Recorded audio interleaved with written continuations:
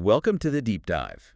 Today, we are strapping on our virtual hard hats, maybe some safety glasses too, Definitely. because we're heading straight onto the plant floor, into critical infrastructure. Yeah, this isn't theoretical AI in the cloud anymore. Not at all.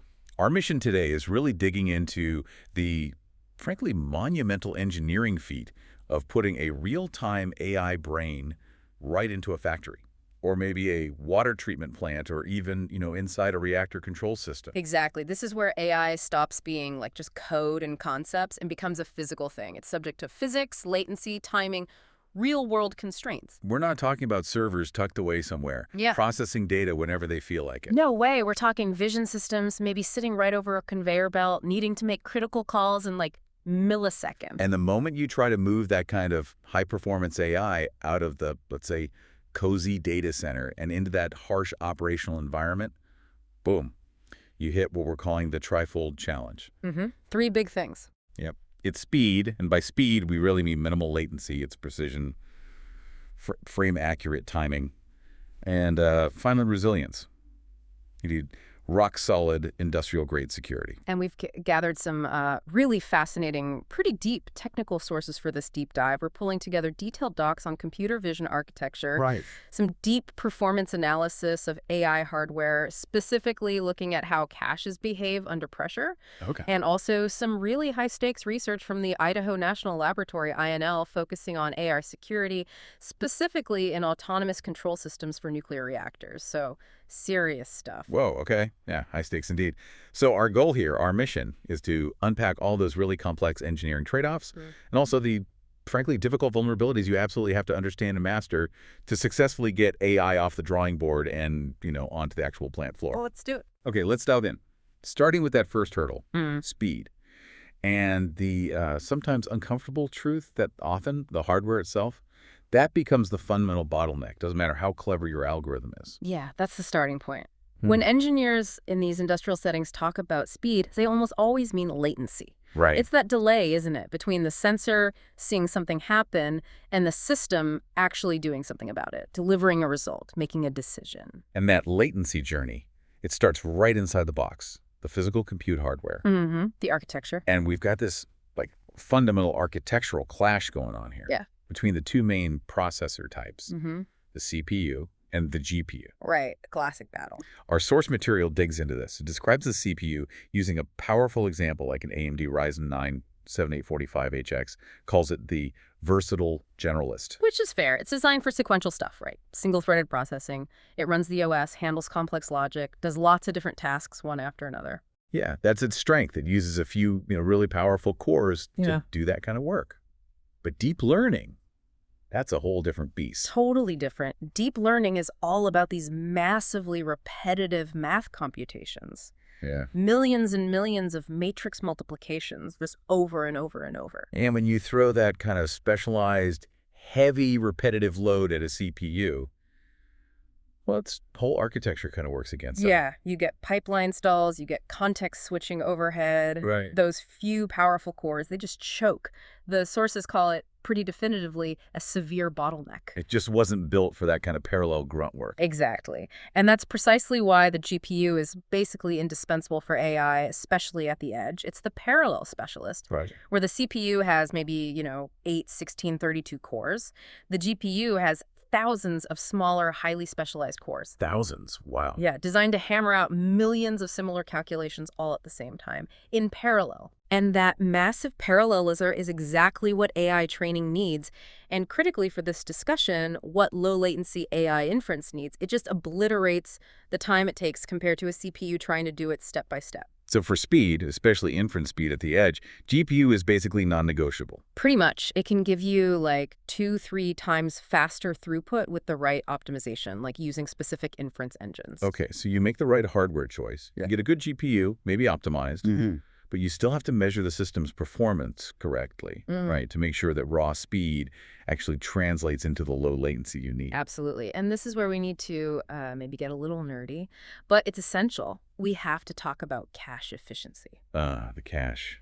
the CPU's little helper memory. Exactly. For these really latency-sensitive industrial jobs, you can't just look at, say, frames per second or inferences per second. That doesn't tell the whole story. You need to understand how the CPU, even if it's just coordinating the GPU, is accessing memory.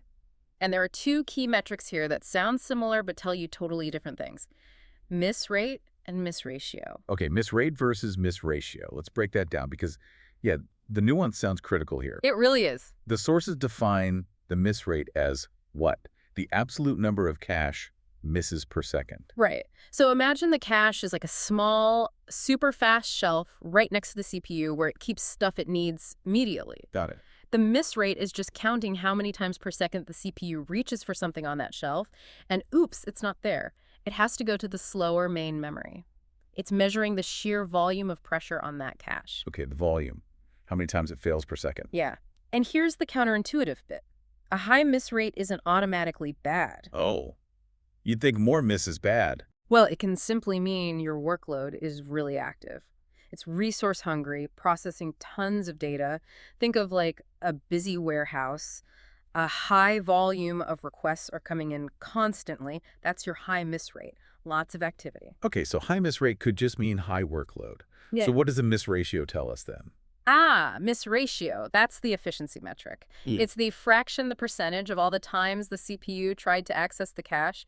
How many of those resulted in a miss? So not the raw number of misses, but the proportion. Exactly. This tells you how effective your cache actually is. It's the true indicator of cache efficiency. Okay, let's use that warehouse analogy again. Yeah, good idea. So the miss rate is how many times the forklift operator gets asked for a part, the volume. The miss ratio is how often, when asked, the operator discovers the part isn't on the nearby convenience shelf, the cache, and has to drive all the way back to the main storage depot, main memory. Okay. So you want the forklift to be busy. High miss rate is okay if the work is there. But you want a low miss ratio, meaning most of the time, the part is on that convenient shelf. Yeah. The shelf is well managed. Precisely. You want that small, expensive, fast shelf, the cache, to be really good at predicting what the CPU will need next. So high miss rate, low miss ratio. That's a system that's active and highly efficient. But the danger sign is? The danger sign is if your miss rate is maybe stable, but your miss ratio starts spiking, that means the system is actively failing to keep up. It's constantly having to go back to the slow main memory. The cache isn't helping efficiently anymore. Got it. So measuring both gives you the real picture.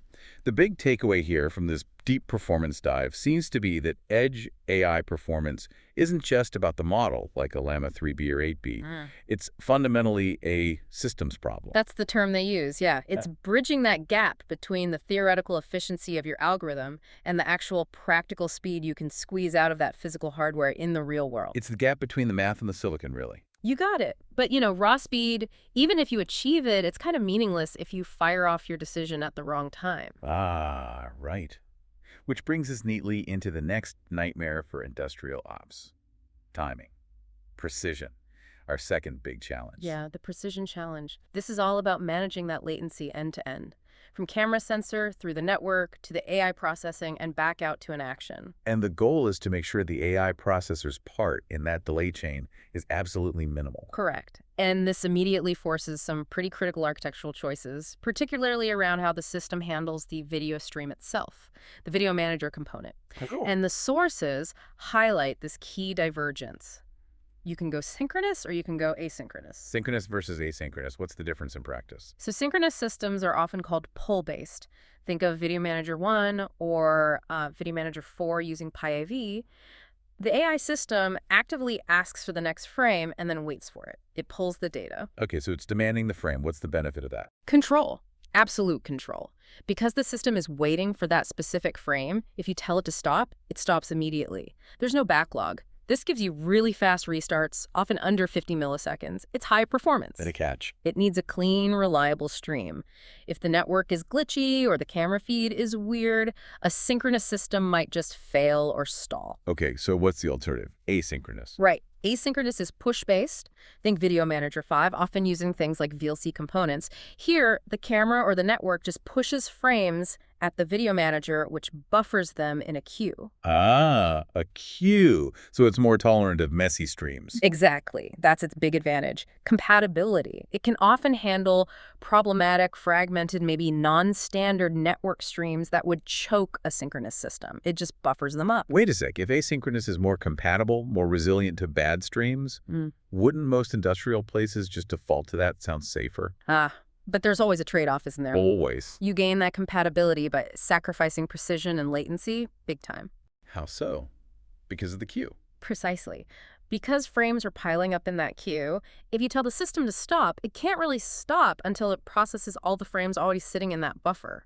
So it has to clear the backlog first. Yeah. And managing that queue introduces significantly higher and crucially variable latency. The sources peg it typically between 100 and 220 milliseconds. 220 milliseconds. If you're inspecting something moving fast, that's ancient history. It's an eternity in high-speed automation.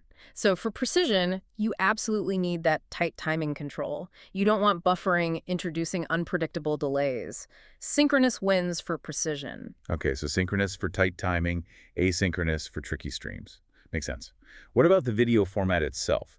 The codec choice must matter too. Hugely. Another critical variable in the timing equation, you're basically balancing data volume against speed. And the main contenders are? Usually HNet-264 or its successor HNet-265, they offer fantastic compression. Right, which means lower bitrate, smaller files, less network traffic. That sounds good for factories, maybe with older networks? It sounds good, and it is good if bandwidth is your absolute main constraint. But here's that trade-off again. There's always a catch. Compression takes computational effort. Encoding on the camera side, decoding on the AI side. And for really, really low latency needs, especially if you're aiming for under that 50 millisecond mark, end-to-end that complex compression and decompression adds precious milliseconds. So the very act of squishing the video down makes it slower to process in real time. Exactly. The delay becomes unacceptable for true real-time control.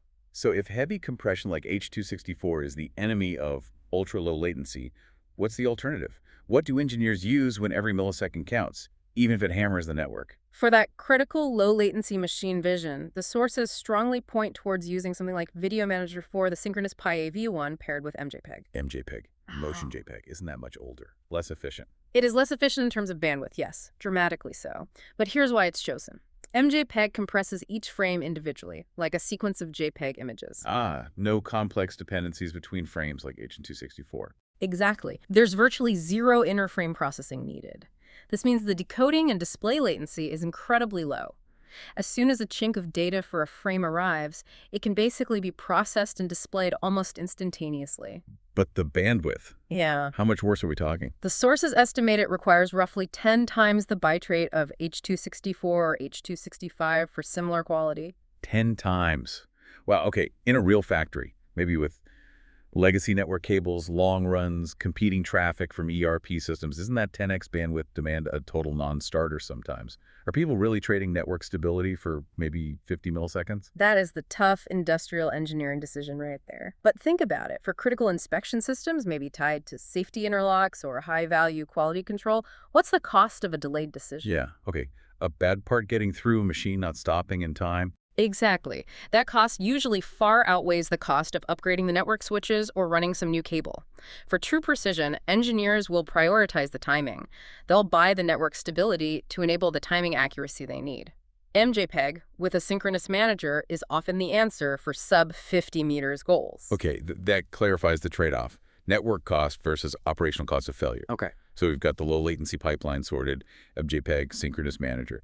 But that still leaves to the ultimate goal, achieving truly frame-accurate control, right? Yes, because even with a fast pipeline, there's a fundamental flaw with just letting the AI run continuously, processing every single frame that comes down the pipe. Where's flaw? Seems efficient. Well, first, you're wasting compute cycles processing frames of empty space between parts, or maybe background jitter. Second, and often worse, if the part is moving, many of those frames will be blurry. Motion blur. Exactly. If a part on a conveyor is zipping along at, say, 500 feet per minute, the camera's exposure time has to be super short to freeze the motion. If the AI is just grabbing random frames, it might get lucky, or it might get a useless smear. So continuous processing is inefficient and potentially inaccurate. Right. The AI must be told by the wider automation system, Process the image, NW, at the exact perfect moment when the part is correctly positioned, maybe stationary for a fraction of a second, right under the lens. And the thing giving that now command, the conductor of the factory orchestra, that's the PLC, the programmable logic controller. Absolutely. The PLC is the time-critical, safety-focused brain of the operation. The AI, however smart, has to listen to the PLC for timing cues. It defers to the PLC. Okay, so how does the AI listen? How do we get that frame-accurate trigger? The solution described is using what's called single trigger mode, often referred to as mode 2, in the specific communication protocol these systems use. It's part of a bidirectional PLC communication setup. Single trigger mode. What does it do? It fundamentally changes the AI's behavior. Instead of constantly watching and processing, it shifts to a state of, well, patient waiting. Waiting for what? Waiting for the trigger command from the PLC. And how does that signaling actually work? How does the PLC talk to the AI in this mode?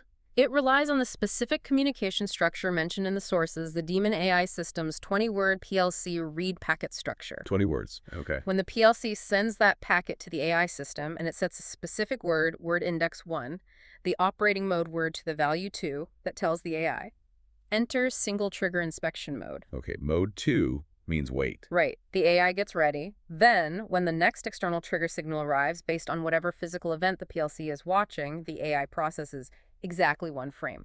Just one. Captures that single perfect moment. Yes. It performs the inference on that one frame, sends the result back, and then it immediately pauses again. It goes silent, waiting for the next mode 2 command and subsequent trigger. So the AI isn't guessing anymore. It's waiting for permission, essentially, acting only on command at the precise instant defined by the physical process. Exactly. And those commands, those triggers, they come from real-world industrial sensors connected to the PLC. Like what kind of sensors? All sorts. Mm. Could be encoders measuring the exact position of a rotating shaft or a linear slide. Could be photo eyes detecting when a light beam is broken by a part moving into place. Limit switches, operator buttons. Yep. Limit switches confirming something has reached a physical end stop. Or even just an operator pressing a button to say, okay, the setup is ready, take the picture now. And the key to making this reliable is the communication speed between the PLC and the AI, right? That handshake needs to be fast. Absolutely critical. The sources emphasize this. The technical detail underpinning this whole precision system is the extremely low latency of that PLC communication. The DAI system is specifically designed to react to that 20-word command packet in sub-second time. They quote a verified detection latency around 0.1 seconds. Wow, 100 milliseconds for the command processing. That's fast. It has to be. That tight synchronization between the physical world monitored by the PLC and the cognitive system, the AI, is what truly defines industrial precision. It's deterministic timing. Okay, so we've nailed speed through hardware and cache management. We've achieved precision timing using synchronous video and PLC triggers. But is the AI smart enough yet? Just looking at an image, even at the perfect time. Is that the whole picture? Often, no. And that brings us to the next level of sophistication, the intelligence upgrade, making the AI genuinely smarter by giving it more context. Because the problem with vision-only AI, even if perfectly timed, is that it can be too simplistic, right? Like a one-decision-fits-all approach that doesn't account for changing conditions. Exactly. That lack of context can be, well, almost deadly in dynamic industrial environments. Think back to our conveyor belt example. Okay. The AI sees a defective package. Perfect timing, clear image. It needs to trigger a rejection arm maybe 15 feet down the line. Now, if that belt is flying along at, say, 10 meters per second, the AI needs to calculate and trigger that rejection arm quite early, anticipating the travel time. Makes sense. But what happens if the production line slows down? Maybe the belt is now running at only 1 meter per second. If the AI uses the same timing logic based only on the visual confirmation. The rejection arm fires way too early and hits empty space. Yeah. The package just cruises by. Precisely. The AI's decision was visually correct, bad package, but operationally timed completely wrong because it was blind to a crucial variable, the belt speed. So the solution has to be feeding the AI more than just pixels. Yes. And this is where process variable fusion, or PV fusion, comes in. It's about combining that high-resolution visual input from the camera with other sensor data, the actual process variables, or PVs. Things like that belt speed. Exactly. Belt speed, maybe material pressure in a pipe, temperature, flow rate, any relevant sensor reading from the process. So you're making the AI multimodal, giving it more senses than just sight. That's a great way to put it. It becomes a multimodal decision maker. How does that work architecturally? How do you fuse that sensor data with the image data? The architecture described is pretty clever. It involves a dedicated neural network component called the PV encoder. PV encoder. Okay, its specific job is to take the raw process data, the sources mentioned, it can handle up to 14 different PVs in the full implementation, maybe starting with 6, Right. and learn a meaningful sort of abstracted representation of that process context. Yeah. It encodes the state of the system based on those sensor readings. Wait, why do you need a whole neural network encoder just for sensor readings? Yeah. They're just numbers, right? Right. Speed is 5, Yeah. temperature is 500. Yeah. Why not just feed PV1 through PV14 directly into the main AI model along with the image features? That's an excellent question, and the answer lies in stability and meaning. Think about those numbers. Speed might be 5, temperature 500, pressure maybe 0.8. They exist in wildly different ranges and scales. Okay, yeah. Big numbers, small numbers, different units. If you just dumped those raw numbers directly into the final classification layer of the AI, the training process would likely become very unstable.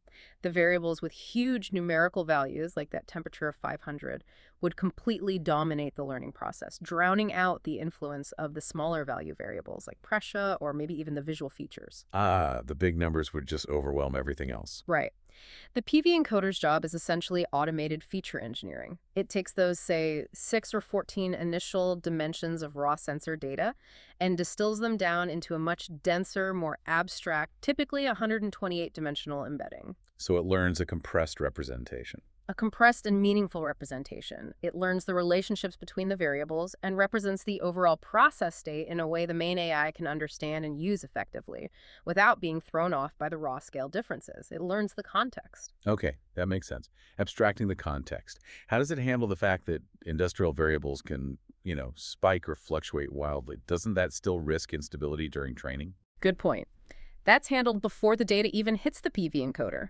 The technique used is min-max normalization. Min-max normalization. Explain that. It's a standard data pre-processing step. You basically rescale each process variable so that its values fall within a consistent range, typically 0 to 1 or MIDOC 1 to 1.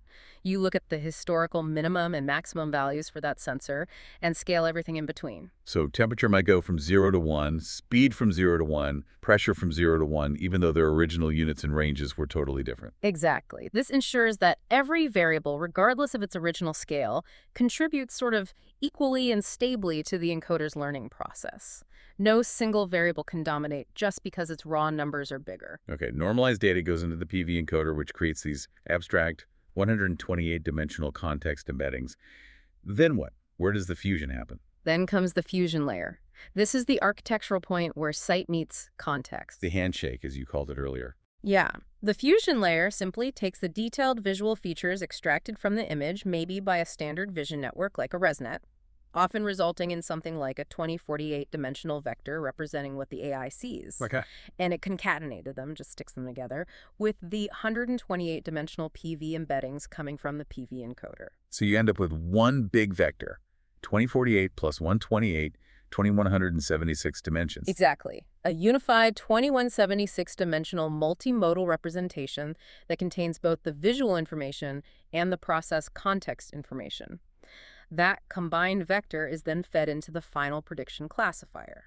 So now the AI isn't just seeing the package. It's seeing the package while also knowing the current belt speed, maybe the upstream pressure, the temperature, whatever PVs were fed in. Precisely. It makes its final decision based on the complete picture sight and context. And critically, how does this contextual PV data actually get to the AI system in the first place? Is it using that same PLC communication we talked about? Absolutely. The PLC is the backbone here, too. It's the data conduit for the context.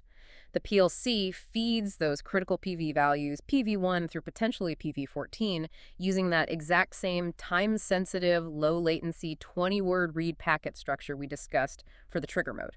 Ah, so some words in that packet are for control signals like the mode, and other words are reserved for carrying the actual PV data values. You got it. It's an efficient, integrated system. And this setup's really key because the DAI system is designed to automatically embed these incoming process variables directly into the video metadata during recording or live operation. Oh, that's clever. So the context is saved right alongside the video frames. Yes. which has this brilliant side effect. When an engineer later goes to prepare a data set for training or retraining the model, the system can automatically detect the presence of that PV data embedded in the metadata stream. And it just turns on fusion mode automatically. Basically, yes. It enables the PV fusion pathway transparently during dataset preparation and model training because the necessary context is already married to the visual data. It creates this elegant, closed-loop system of context. That sounds incredibly powerful from an operational standpoint. The impact reported is profound. By letting the AI make decisions that are genuinely smart because they're context-aware, like automatically adjusting that rejection timing based on belt speed manufacturers using this claim, they see things like a 90% reduction in the manual tweaks and adjustments operators constantly had to make before. 90% reduction in manual fiddling. That's huge savings in time and potential errors. Huge. And perhaps even more impressively, because the system, through the PV encoder, learns to associate the meaning of, say, fast or slow belt speed with the visual input. The claim is that no retraining is needed if the overall process speed changes later. Wait, really? You change the line speed, and the AI just adapts. If it's learned the relationship properly, yes. The AI adapts its timing or logic in real time based on the incoming PV data. That's the definition of a true intelligence upgrade. It's not just pattern matching, it's contextually aware adaptation. Okay. Speed, precision, and intelligence via context. That's a powerful combination for industrial AI. But with great power comes great responsibility and great risk. Unfortunately, yes. All this complex, interconnected, high-performance capability opens up a really severe, potentially even catastrophic, new attack surface systems security. Which brings us to the final and maybe most sobering part of our deep dive. Definitely. To really understand the stakes, we need to shift our focus now entirely to that Idaho National Laboratory INL cyber threat assessment. They looked specifically at machine learning digital twins, these ML models acting as virtual copies, deployed in, get this, Advanced Nuclear Reactor Autonomous Control Systems, or ACS. Nuclear reactor control systems. Okay, yeah. You can't get much more critical or high stakes than that. Exactly. And the INL research gives us this invaluable, frankly terrifying glimpse into how adversaries might target these kinds of intelligence systems in absolutely critical infrastructure. What kind of attacks did they look at? They focused on three main categories, testing them against both traditional machine learning frameworks and also the newer automated machine learning, or AutoML, frameworks. Okay, three categories. What were they? Attacks targeting the training data itself, attacks targeting the real-time data feed, and attacks targeting the ML model architecture directly. All right, let's start at the foundation. Messing with the training data. Poisoning the well, basically. How did INL model that? They used a specific, plausible scenario involving a Trojan attack. A Trojan attack, like hiding malicious code. Sort of, but for data. The hypothetical scenario involved an attacker gaining man-in-the-middle, or MITM, access, specifically getting SQL access to the historical database used to train the digital twin model. Okay, they're inside the training data repository. Then what? Then they inject the Trojan.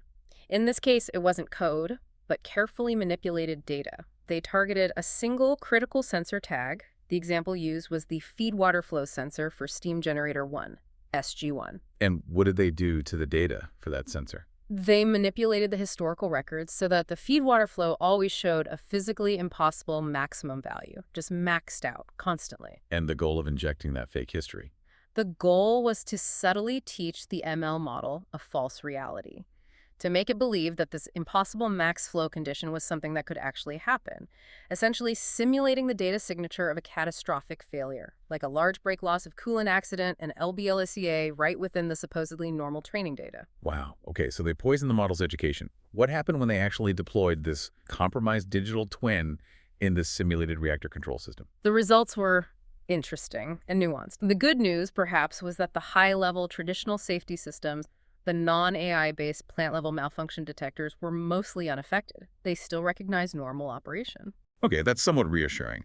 The old-school systems weren't easily fooled. Right. However, the component-level forecaster digital twin, the specific ML model designed to predict future operational states based on current conditions, that was significantly compromised. How so? The poison model started predicting this LBLOCA scenario, this catastrophic failure, even during perfectly normal, stable operation. It was predicting something entirely outside the bounds of its original clean training data, because its history had been corrupted. So it cried wolf constantly based on its faulty education. Exactly. It highlights how failures in training data integrity can lead to really unpredictable, potentially destabilizing behavior from predictive models, even when the real system is fine. That's definitely worrying, corrupting the AI's memory. Yeah. But you said there were other attack vectors. The INL assessment apparently found an even more severe threat. Yes, and this is crucial. The highest risk, according to their analysis, came not from poisoning the historical data, but from active dynamic attacks against the real-time data acquisition, the live sensor feed. Attacking the data flowing right now? Precisely. This is where industrial cyber defense needs to be hyper-focused. These are false data injection attacks aimed squarely at the ongoing operational data stream that the autonomous control system relies on second by second. So instead of messing with history, you lie to the AI about what's happening now. Yes. For example, an adversary could target the real-time sensor reading for that same SG1 feed water control valve position. They inject false data, making the ACS believe the valve is, say, closed when it's open, or vice versa. And the impact of that kind of real-time lie. Potentially catastrophic. By feeding the ACS false real-time information about a critical component, the attacker could trick the system into taking disastrous actions. The INL example, initiating a reactor trip or full shutdown, even when the plant is operating perfectly safely in a steady state. Just based on injecting bad sensor data in real time. Wow. And INL rated this vector real-time data injection as the highest risk. Yes, highest likelihood and highest impact. That combination is, as you said, chilling. Why is attacking the real-time feed considered maybe easier or more impactful than the training data poisoning? Well, think about immediacy and access. Training data attacks, like the Trojan example, often require persistent access over time. You need to get into the database, understand its structure, carefully inject data without being detected immediately. It takes planning. Okay. Real-time data attacks, on the other hand, might only require temporary access to the operational network, or maybe compromising the data acquisition layer itself, the systems handling those PVs we just talked about coming from the PLC. Right, intercepting that 20-word packet, maybe. Potentially. A successful, even brief injection of false data into that live stream bypasses all the historical checks. It hits the AI with a lie about the present moment, and the AI acts on it now. It's a direct hit on the AI's perception of reality. Exactly. And the INL cyber risk matrices they developed confirm this across the board. For both traditional ML and the newer AutoML frameworks, attacks targeting that real-time data acquisition layer consistently receive the highest combined scores for both likelihood of success and the severity of the resulting operational impact. It's the critical vulnerability. Okay, real-time data is the Achilles heel. Did they look at other ways to mess with the model besides feeding it bad data? You mentioned attacks on the model architecture. Yes, they also touched upon attacks targeting the model itself, including a concept called adversarial reprogramming. Adversarial reprogramming, what's that? It's a bit subtler than just causing a shutdown.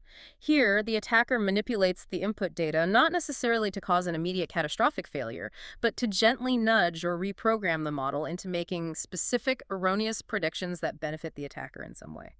So, not breaking it, but making it work for the attacker incorrectly. Kind of. A classic example given is manipulating sensor inputs just enough to throw off a predictive maintenance schedule. Ah, okay. How'd that work? You could feed slightly doctored sensor readings that make the AI model flag a perfectly healthy, expensive component as about to fail. Resulting in costly, unnecessary downtime and replacement. Right.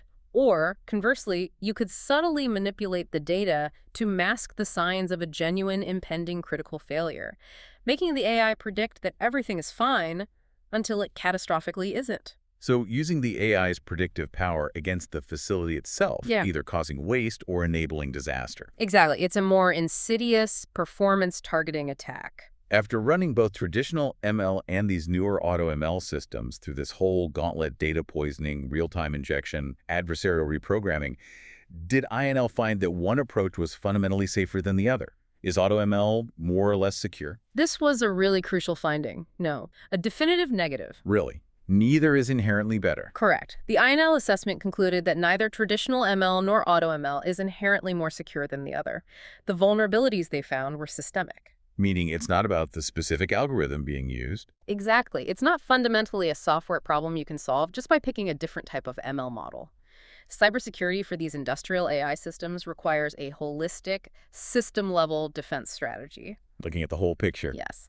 You have to target all three areas we discussed: ensuring the integrity of the training data, designing robust and verifiable model architectures, and, most critically, based on their findings, loudening that real-time data flow, protecting the live information stream above all else. So the big lesson from the INL's work in this ultra-critical environment The is, lesson is stark. You can build the fastest, most precise, most contextually intelligent AI system imaginable, but if you cannot absolutely guarantee the integrity of those, say, 14 process variables flowing from your PLC in real time, then your entire sophisticated structure is potentially balanced on a single point of catastrophic failure. That real-time data link is everything. wow, okay. That puts a very sharp point on the security challenge. Yeah. So let's try to wrap this up. This has been a really quite a deep dive, actually. It has. We've covered a lot of ground. We really have, into the specialized systems engineering needed to actually connect AI theory to the harsh realities of the industrial world. We kicked off with the speed challenge, right?